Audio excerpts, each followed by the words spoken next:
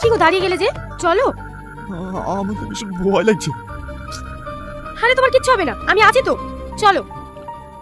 না না, তুমি আগে যাও, আমি একটু পরে আসছি। দেখো 5 মিনিট টাইম দিলাম তোমাকে, 5 মিনিটের মধ্যে তোমাকে ঘরে আসতে হবে। ঠিক আছে, যাচ্ছি, তুমি যাও।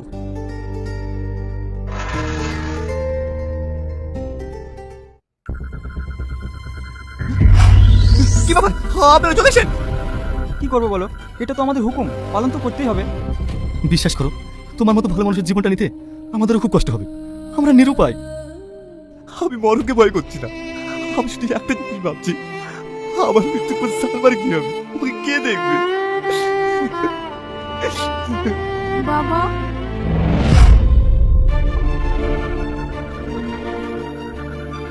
বাবা, বাবা। কিছু বলবেন? আমি আর আমার ছেলে দুদিন ধরে কিচ্ছু খাইনি, আমাদের কিছু খাবার দাও না। দুদিন ধরে কিচ্ছু খাননি? আসেন আসেন, বসেন, আমি আপনাদের জন্য খাবার নিয়ে আসছি।